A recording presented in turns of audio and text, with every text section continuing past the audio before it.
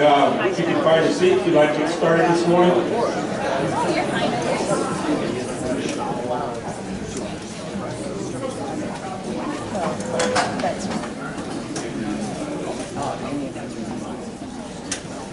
Last week we started a brief 4-week series, and we talked about the importance of the city. We looked into Tim Heller's view of what's going on in our cities and what we need to know as we live out the gospel here. We have a neat opportunity today to hear from Todd Barnes, a member of our church.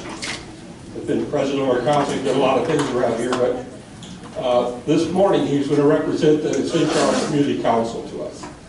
A few years back, Todd was manager of the Big Penny store and decided to do something else with his life and became a part of the St. Charles Community Council and serves as their chief executive officer. He has a lot to share with us. I hope some of you had an opportunity to kind of build a little background by looking at the handout on the city of St. Charles. We'll be talking specifically about our area today. So, with that, Todd. Good morning, brothers and sisters in Christ. Thank you for the opportunity here. There's going to be a lot of information that I present. I've got some resource cards up here which will come in handy. My business card, very easy to get a hold of. Please ask any questions that you might have. So whenever I am out in the community, I always say, who knows community council? About 1 out of 10 folks raise their hand. That's okay. We're all right. We're kind of that hidden little piece that does a lot of things, which we'll kind of explain here today. But we've been around since 1954. So this year we're celebrating 70 years of our servant leadership by bringing people together to build these stronger communities. And if you just bear with me a second, let me walk you through a little bit of our history. For those way in the back, this is an eye test, so we'll check later to see if you got all of these dates. I tried to make them as big as I could, but I see they're still kind of small. So our history, we educate about issues, we provide opportunities to network and collaborate, we collect and share a lot of data, we create partnerships, we plan solutions, and we put in the bold letters, the take action. We've all been to meetings that are like great meetings, and we walk out and say, what was that meeting about? We don't have any action. So we try and focus on where we can take some action in the community. So we started in 1954. We launched in response to juvenile delinquency. Folks came together in the 50s and said, our kids are out of control. We need to do something different. So when I go out and speak, there might be a few, maybe. When I go out and speak in the community, folks immediately told me it was Elvis, okay? Then I was at a meeting and one of our local mayors said it might have been him, because when they were building the bridge deck and the girders between St. Charles County and St. Louis County, putting the 70 bridge in there, he and his buddies walked across it and back again. So right now we're going that the mayor was out of control, so that's why we came together. So I won't tell you which one, but it's really close to the bridge there. So we actually, in '56, we helped establish a student loan fund for college students.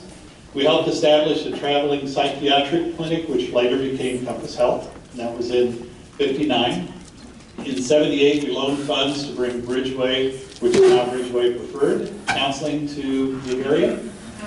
In 1990, we coordinated with area agencies to establish a 24-hour information and referral hotline. In 2004, we became the lead agency for what's called a continuum of care. That's a geographic area that's set up by HUD funding, and we represent St. Charles, Lincoln, and Warren counties. There's continuum of cares for the city of St. Louis, for the St. Louis County, there's us, there's our partners across the way in Illinois, and then across the whole state. So there's a number of these continuums across the country. We happen to represent here locally. A lot of time we've helped agencies get started. So between 2006 and 2010, we've served as the fiscal agents for brand new organizations. First Step Back Home, Paul and Lana Cruz do an amazing job out in Wentzville. The Shower of Love, one of our partners' church downtown, they provide on Wednesdays an opportunity for mostly homeless men to come in and have a meal, an opportunity to take a shower to kind of regroup themselves a little bit.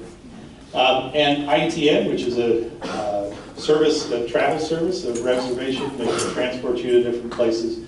We helped all of these folks get started. 2008, we convened the Hunger Task Force representing food insecure, and I'll talk a little bit about how many of our neighbors don't know where their next meal is coming from, and sometimes it's kind of shocking. And then in 2018, we created what's called the Coordinated Entry System for our unhoused neighbors. Some call it 211, some have other names for it depending on how resourceful we can be with folks. But we started that in 2018. And the letters get smaller. Okay. So, I'm going to start first with the education side of what Community Council does. Basically, we bring issues to the public. We say, what is it that's out there? We're kind of that clearinghouse. I get calls and emails all the time saying, does our team, things that we want to talk about as a community, where can we start coming together? Community Council is really an unusual organization. There aren't many of these across the country. So we have that kind of umbrella look across primarily St. Charles, Lincoln, and Warren, but great friendships across all of the greater St. Louis area. But what can we come together and educate about? So actually next Thursday, great partner Kristen Myers with Compass is going to come and talk to the luncheon folks about trauma-informed care. How many times have we been in those trauma situations where we're going to jump in with all the vim and vigor, and then we get in there and we're like, I don't even know what I'm supposed to do here, and then we have to retreat a little bit because maybe we're not sure, or maybe we're creating more issues for that person that might be in that trauma. These luncheons always happen the first Thursday of every month. They're open to the public. Valenti's comes and brings a nice little lunch for us. They're $25 to come. But they start at 11:30 till about 1. Great time to network, meet other organizations. This isn't a commercial, but if there's an opportunity that you wanted to learn through this year, it's also on our website, which I'll cover in a little bit.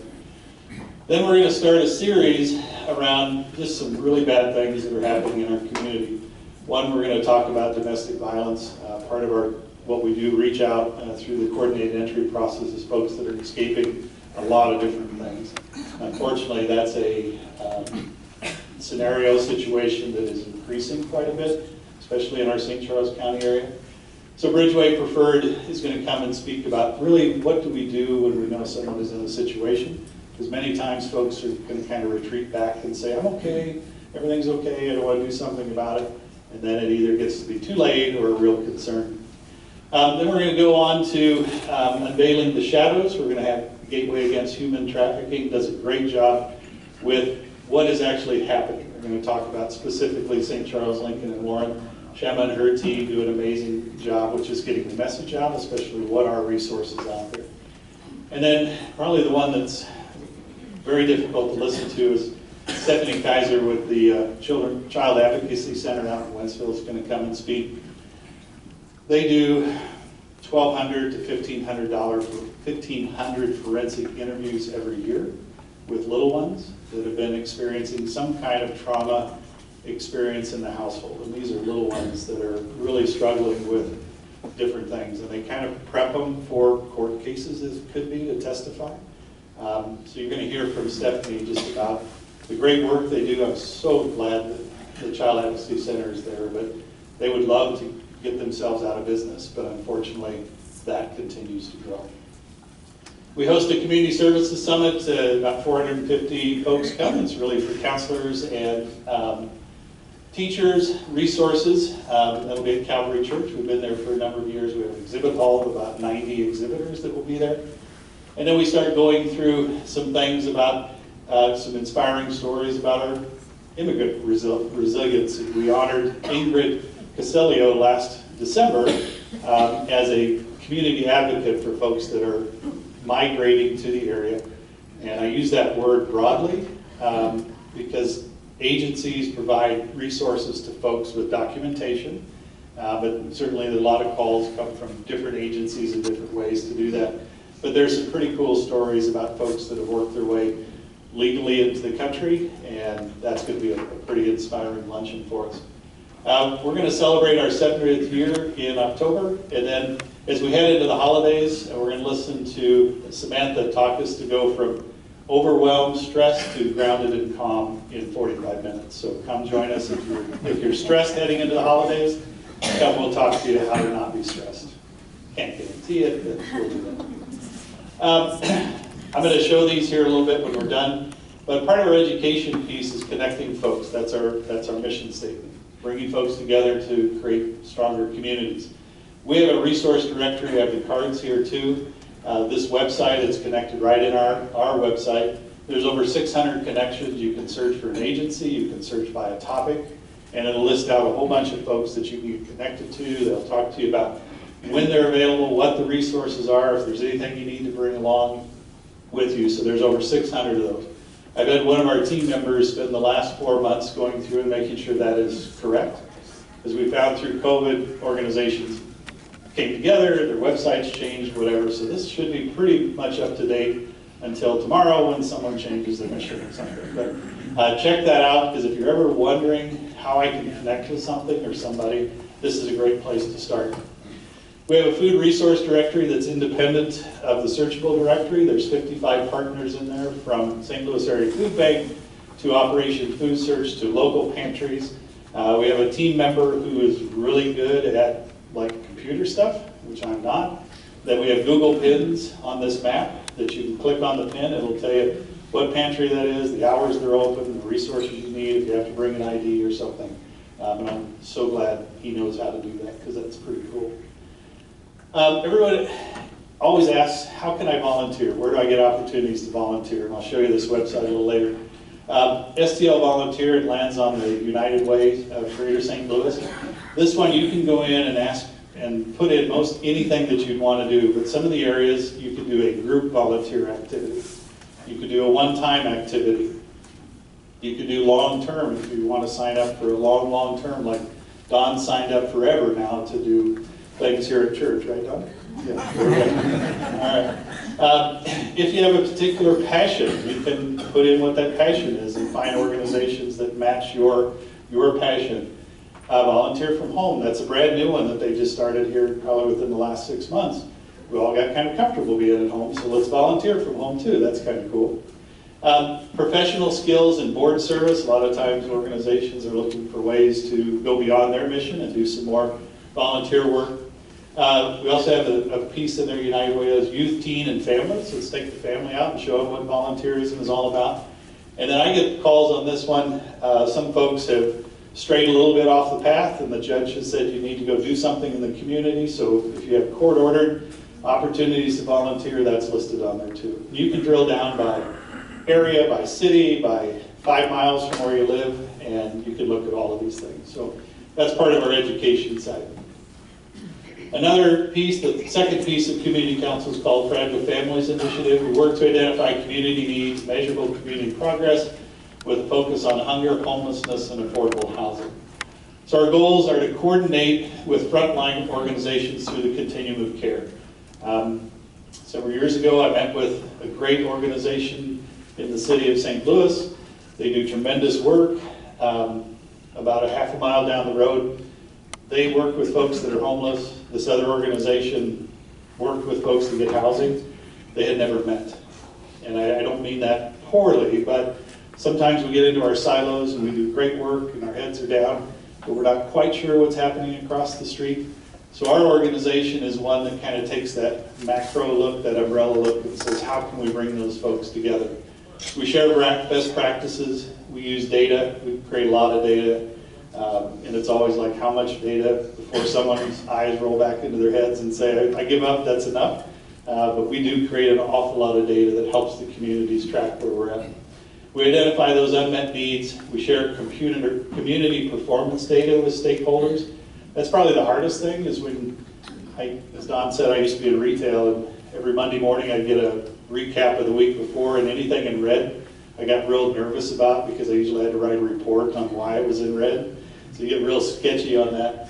But we get that data, and we show places that we're doing well, and we show places we got to get better, and we're able to share that with our partners. And then community initiatives to address unmet needs. So food insecurity. The resource guide is a project of our Hunger Task Force, the Coalition of Food Pantries. There's over 45,000 of our neighbors who right now are food insecure, just in St. Charles County. That's Phil's Bush State. Is that surprising to anybody? Not really? Okay. So, and when you throw Lincoln and Warren in there, it's over 60,000 folks. These are folks that just open the refrigerator, individuals, families, and say, I got 1 bag of Rama and half a bottle of milk, and it's Tuesday. So taking this data being able to work with our community partners, and especially that food resource directory. We then pull those partnerships together. Our food insecurity rates as a percentage of the population range from 9% in the city of St. Charles to 13% in Warrenton and Troy. So a little more than 1 out of 10 folks are really struggling with, what am I going to do for food resources? How do we help with that? Got some great partnerships with St. Louis Area Food Bank. I sit on their programs and programming subcommittee of their board. And if you ever want to find a way to get involved with food insecurity and helping, their website is tremendous. Plus, there's opportunities to show where we can help folks with food insecurity. We worked a couple years ago to start these mobile markets, and one of the biggest ones is at the Mid-Rivers Mall the last Tuesday of the month. The first time they did that 2 years ago, they served over 2,600 folks, and they still had folks lined up. It was one of their largest food distributions in all of St. Louis, in St. Peters, in St. Charles County, and everybody went, wow, that's kind of amazing that that many people needed food resources. So you can go into their website and it will show you where to find food. It will also show you how to get involved. If you haven't been to the food bank or Operation Food Search and spent a couple hours packing meals, it's probably one of the most rewarding things that a person could do. You're just with a whole bunch of other volunteers that are really excited about helping out, and you can do this throughout. Both Kristen at Food Search and Meredith at the food bank always say that there's so many volunteers that show up at holiday times, Easter time and Thanksgiving time and Christmas time. Food insecurity happens the middle of April, the last week of July. So it's neat to be able to go in and take a look at these things and say we could make a commitment for several times or one time, but maybe not at the peak time when most folks go, because that food insecurity is needed throughout the year. Operation Food Search, again, it's much the same way. Operation Food Search is kind of cool. Their new building, well, it's not that new, maybe a few years ago. When you first walk in, they have a kitchen. So they're teaching folks how to cook. And that's pretty cool, because a lot of times folks that are food insecure may be going through McDonald's drive-thru or not necessarily looking at the nutrition value of what that, how many carbohydrates are in something, right, Marcy? Just a little thing. But maybe spending their dollars that they have on food that necessarily isn't going to sustain their health. So they actually teach folks on how to cook food and how to shop for food and prepare all of that. And then the opportunity to contact local food pantries. St. Joachim and Ann Care Service has a huge food pantry. I know, Don, you guys got connected or talked with them. Oasis, which is right in St. Charles, they do a tremendous outreach. And there's those 55 partners on that website that if you had some thoughts about where can I create an opportunity to help with food insecurity, there's all kinds of ways to jump in and volunteer for that. Homelessness.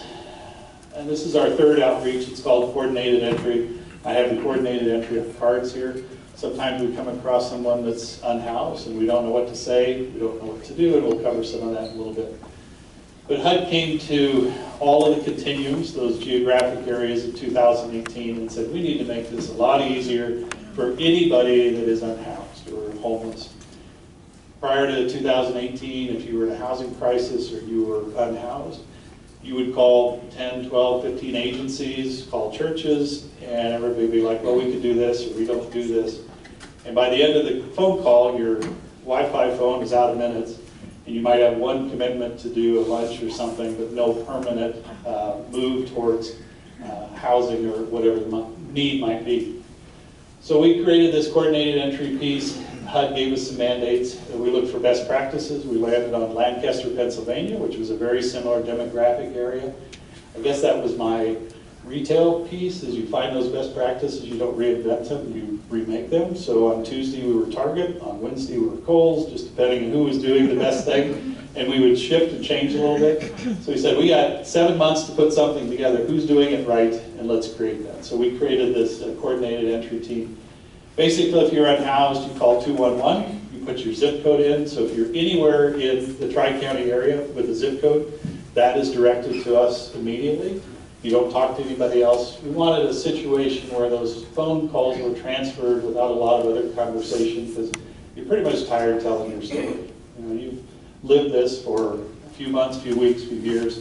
You're really tired of having to tell that story over and over again. So transfers directly to us. We prioritize the calls, those that are the most vulnerable. Now, I say that just reminding myself and everyone that anyone that's in a housing crisis is vulnerable, there is no doubt. But there are different levels of some vulnerability. Moms with kids, seniors, folks that have medical concerns. And we reconnect those resources. We get a call back to folks within a few hours, and then we start that process of what is your need, what's the assessment.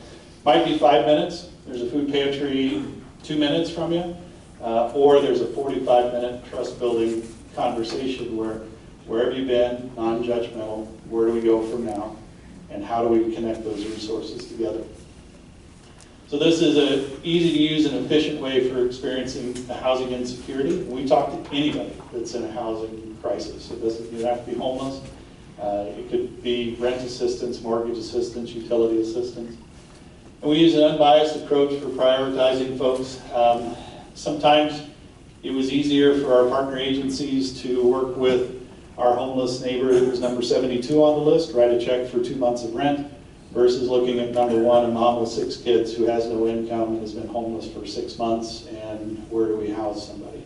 So we always work on the top of the list down, so that we are really tackling some of the most difficult pieces together as a partnership. There's over 100 different agencies, organizations, churches, individuals that support coordinated entry, and we know what their resources are, so when someone calls us, we can immediately connect via email that opportunity to find those resources that are specifically what the person is in need of. We provide a more efficient system for nonprofit service providers. We take all those upfront phone calls, we put it into a database, and so now our agency partners don't have to ask the same questions again. That information is always in front of them. So now they can take those notes and say, all right, we're going to provide case management and 2 months of rent, that's the need. And the agency signs off and says, okay, we're going to move forward. Boy, that's simple. But no, it's not that simple. But that's the basis of how all of that kind of comes together. And then we provide the data to help our community plan better. So each quarter, I send to over 3,000 folks, mayors, city councils, churches, pastors, agencies, front-end folks, that really talk about the snapshot that's happened either that particular quarter and then a couple call to actions. And the data that I show will be a lot like this. So again, our service area for coordinated entry is St. Charles, Lincoln, and Warren. Last year we took 9,975 phone calls. So that's 300, 400, 500, 600 a month, depending on the time. And those are folks that are in some type of housing crisis. Of those 9,000 we talked to, we assessed 4,400. Again, it could have been a 5-minute call, where's the closest pantry. Those 4,400 are those really deep assessments that maybe we talk 2 or 3 times on, and really try and build the trust with the person that here's where you've been at, here's the resources of the community, and where can we walk together.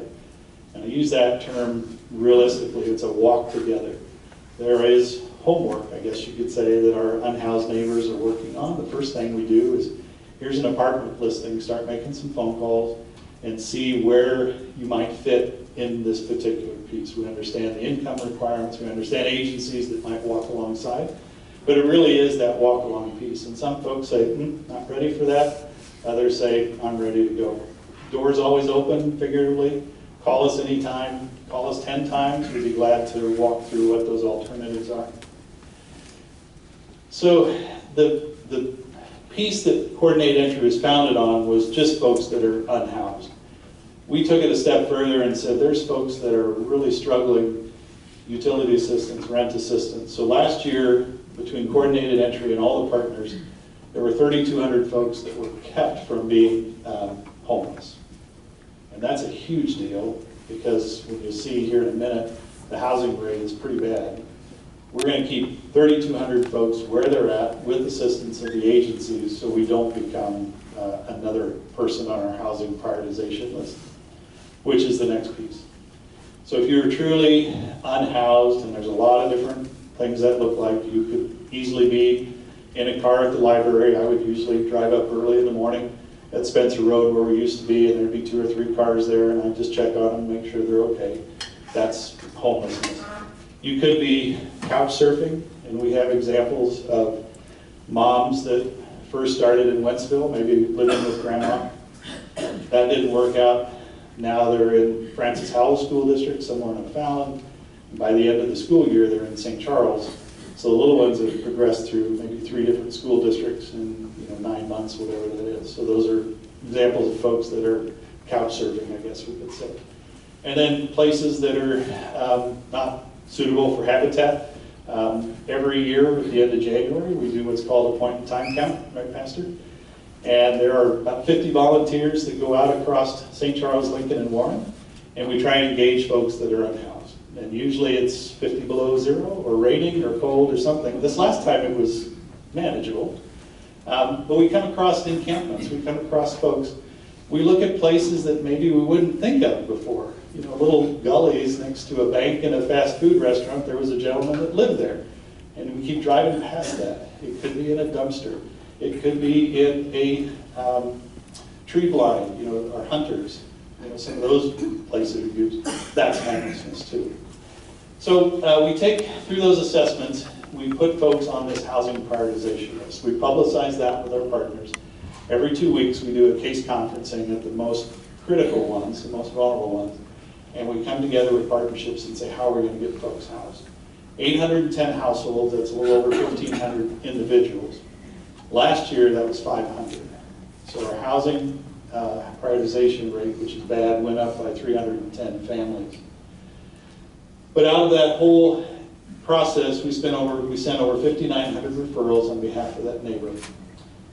Of the 810 folks that were on our housing prioritization list, only 294 households were housed last year. That's only 29%. When we were in peak coming through and out of COVID, that percent was 60%. So we were housing 6 out of 10 folks. Now we're housing as a community 3 out of 10. That's why that housing prioritization list continues to grow.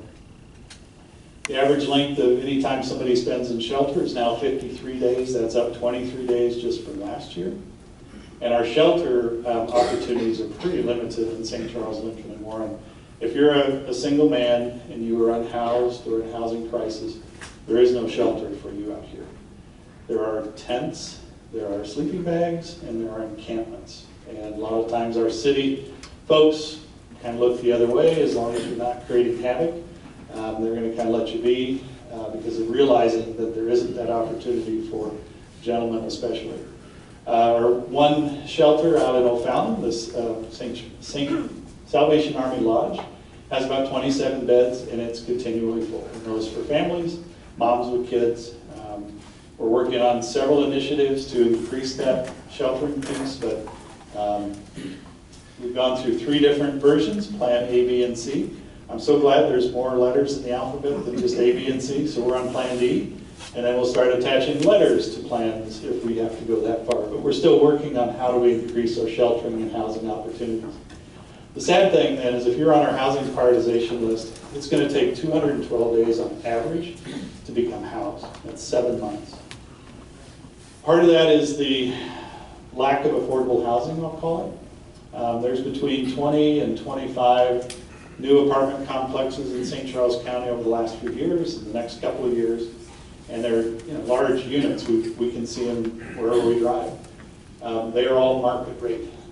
So a 1-bedroom, 1-bath apartment on average is about $1,150 a month. If you start doing 2 bedrooms, 3 bedrooms, they're going to touch $2,000 pretty quickly. When agencies are walking alongside with our neighbors, getting them off the housing prioritization list, through some funding streams, they can pay about $800 of that $1,100 to $1,200, so there's $300 or $400 gap in there. And then it's like, where do we go find that other piece? We have great connections with Lori Myers at the Workforce Development, so she works really closely with a lot of folks on finding those employment opportunities. So sometimes it's a single mom, 2 kids, daycare, somebody's got a runny nose on Tuesday, I can't get to work. And so those employment things get a little sticky, as we all go through those. You don't have to be homeless to go through those things. So the job is wonderful, but it isn't the catch-all, and it doesn't certainly solve everything. But when those apartment complexes are complete, they're 95% occupied at market rate.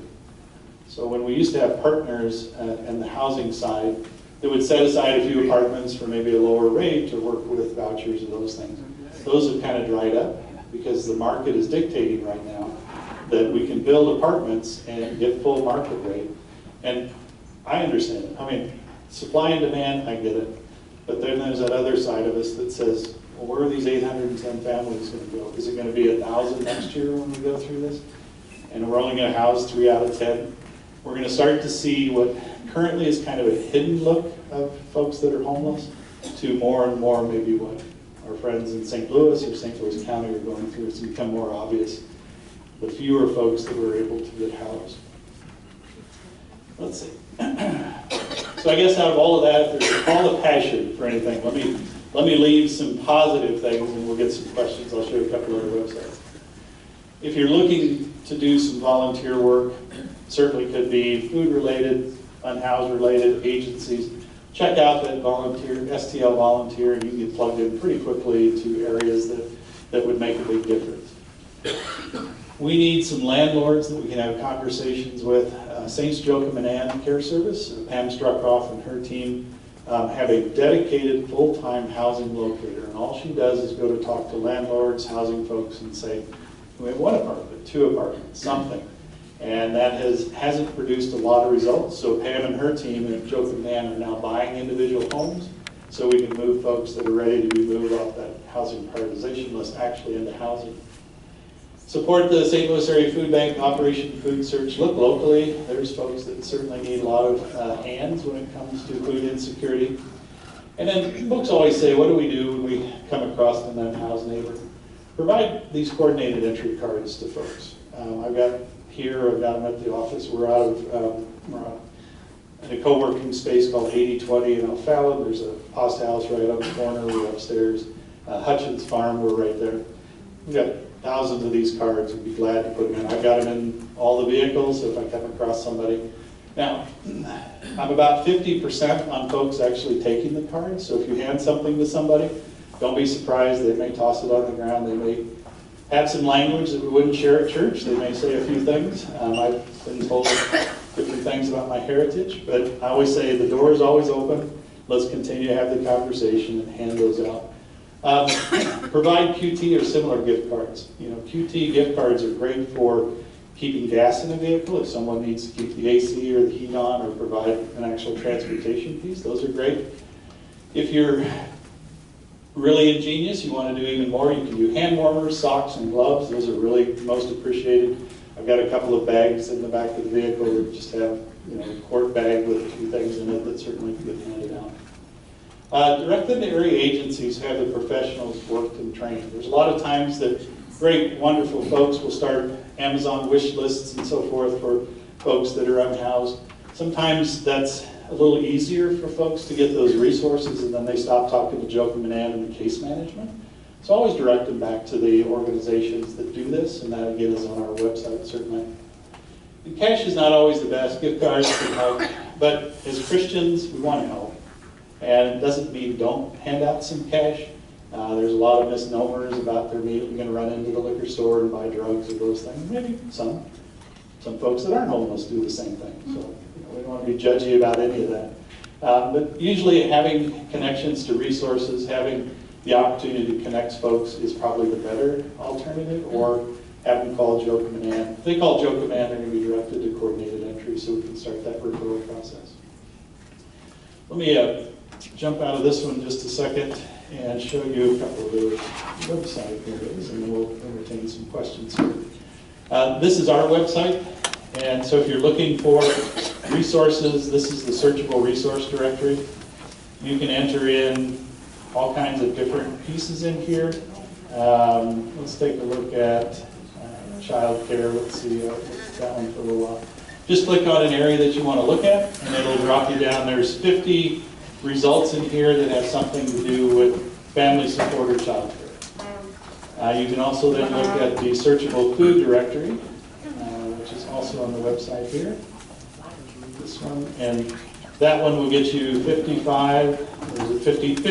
partners now that provide some type of food assistance, from St. Louis Area Food Bank to Operation Food Search to the individual ones. And there's that really cool map down here that's pinned that I don't understand, but I'm glad he understands it. So, this is the United Ways Volunteer Center, and here's those buttons now that you can go through that I talked about. So if you have a passion, you have a group, you have something that you want to do, these are great ways to get connected in there. And then this is the one that I go through each quarter, and I send out the results of our neighbors that are unhoused. So in the 4.5 years that we've been doing coordinated entry, each one of these boxes is a family or an individual that we've spoken to. So here's a family of 4 that their income is 0. Here's a family of 3 that their income is $14,000. So we are able to take the data that we talked with folks on and put it into some graphics that folks can say, oh my gosh, that's quite a bit. This one is all of the assessments we've done by city. And this is what I share with the mayors and the city councils and say, unfortunately, City of St. Charles, you're number 1. Always have been, probably always will be. There's a lot of resources there.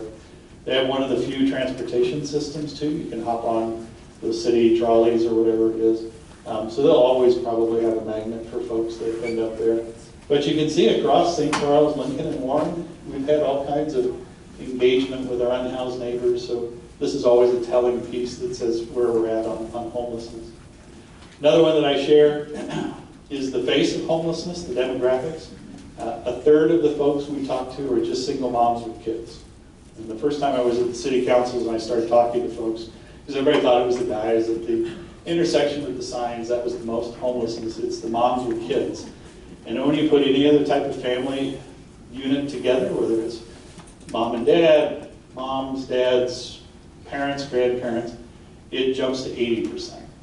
So in St. Charles, Lincoln, and Warren, the families are really the face of homelessness, and about 20 to 30%, depending on the area, are individuals. Not all guys, but just individuals. So to me, that changes the look of homelessness just a touch. And I think it was real enlightening when I started sharing that 4 years ago with our leaders that said, yeah, there are some gentlemen, certainly, and they're some of the most visual ones, but a lot of our families are struggling, and we'll continue to struggle with that. So. All right. Questions? Comments? Thoughts? When I met with the men's Bible study, one of the questions that came up is you'll see on the corners, especially moms holding their kids. I get calls from councilmen and mayors. There was one who lived over by Weldon Spring, right there at Mid River Small Drive in 94. There was a mom with 2 kids. It was July. It was hot as can be. And she had a sign saying, I needed help. It's such a difficult topic to talk about because a lot of those, unfortunately, are being trafficked. Not all of them. There's a gentleman that would pull into the McDonald's parking lot right there at 94 Mid River Small Drive. Beautiful white car. Big signs, and he would rotate signs to the mom with the little kids there, so it didn't look like it was the same thing all the time. He keeps about 90% of what they collect during the day. They're in a motel, like all the families are in a motel. And so it's certainly a traffic thing. Police are aware of that. Police get the phone calls all the time. If the person being trafficked isn't saying that, it's difficult for our law enforcement partners to really do anything about it. So until the person says, help me, then a whole lot of things can come into place. But a lot of times they're scared and all of that.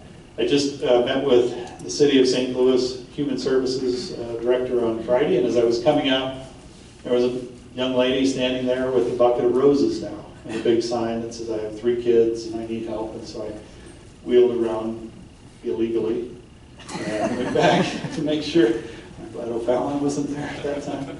And handed some cards. She wasn't interested. And again, that kind of led me to the same fact that she's probably in a situation that isn't the most healthy for her.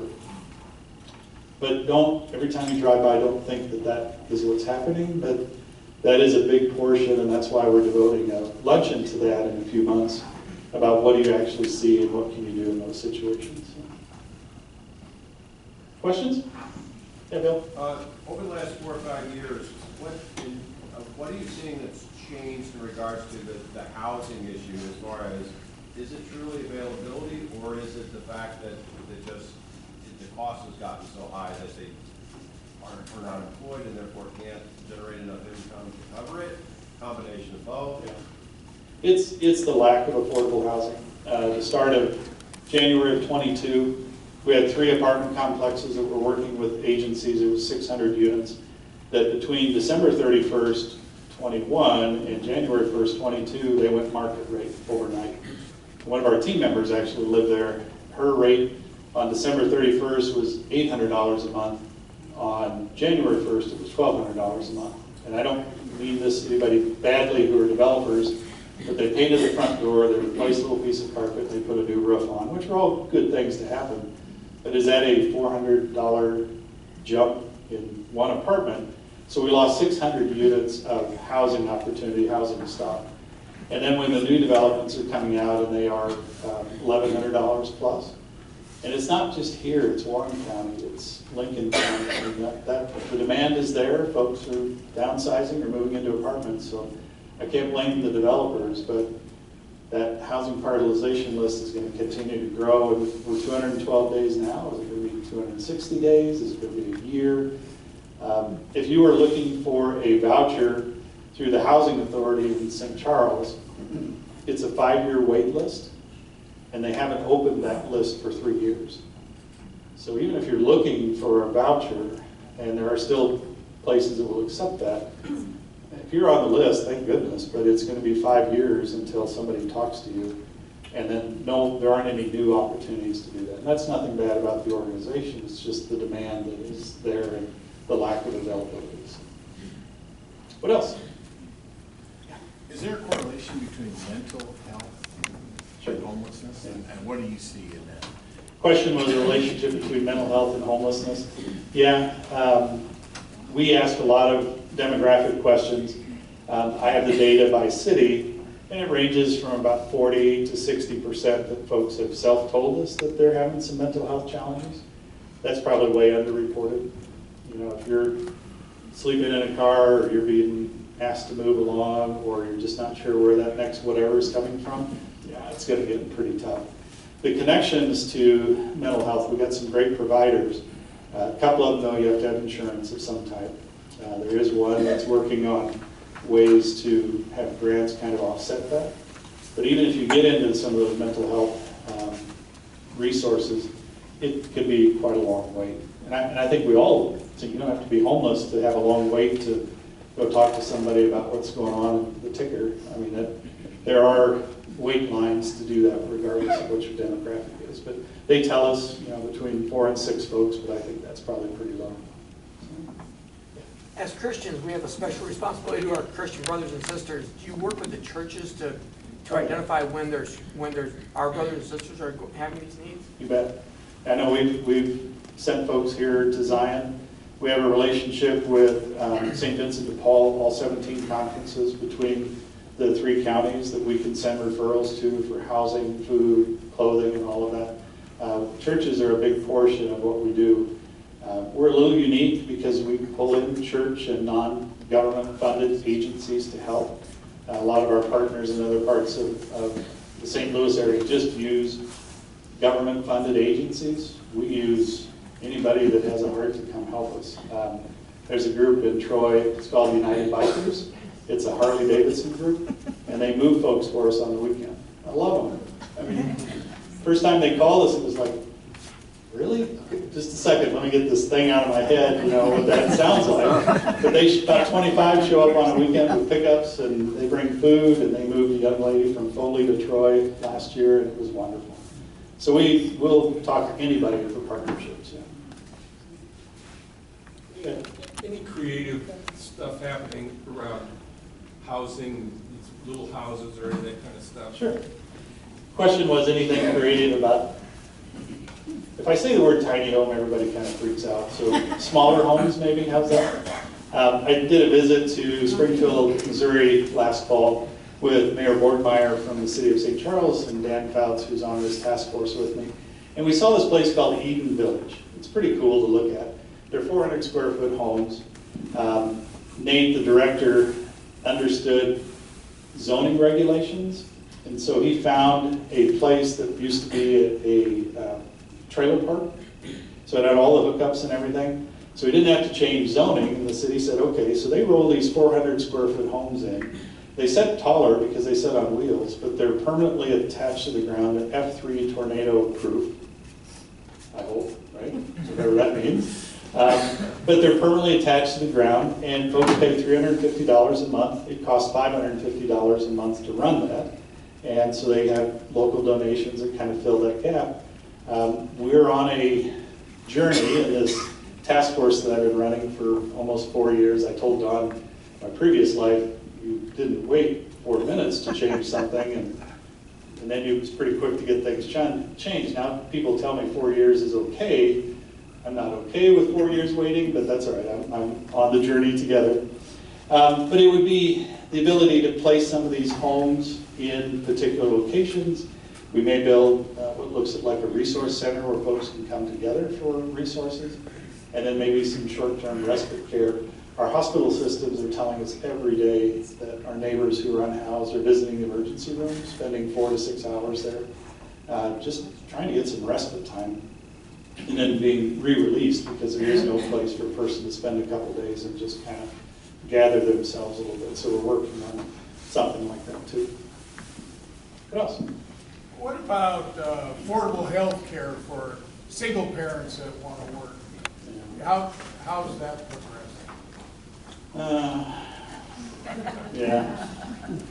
No, not so much.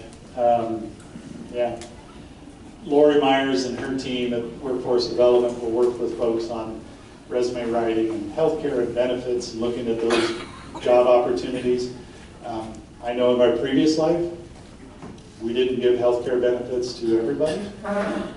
There are organizations certainly that are being on the cutting edge of some of that, trying to give healthcare benefits to part-time folks. So Lori will direct folks maybe to Amazon or some of these large corporations that you walk in the door, you're hired that time, and you have benefits at the same time. So, and I hope, if anybody's here from Amazon and I said that wrong, I'm sorry. I didn't mean to commit Amazon to anything, but I know they're pretty straightforward in getting things done. What else? There was recently an article in the Post-Dispatch that the homeless charity groups in St. Louis have to return millions of dollars to HUD because of bureaucracy's slowness in approving their grants. Oh my. Is St. Charles any better? Yeah, we're much better at that. Even though we're the lead agency for the continuum of care, we don't collect the funds. The city collects the funds in that continuum of care and then reimburses folks. We said to the agencies, we don't want to be in the job of writing checks. We don't have the staff for that. So they apply for their own grants. They do their own reimbursements. We monitor that. If someone isn't spending down their grant, then we have a conversation with an organization and say, let's get this back. That was my meeting on Friday with the Director of Human Services. Is there something that they've asked us to maybe be a partner and see how we could streamline some things? That was my lunch with the Director on Friday.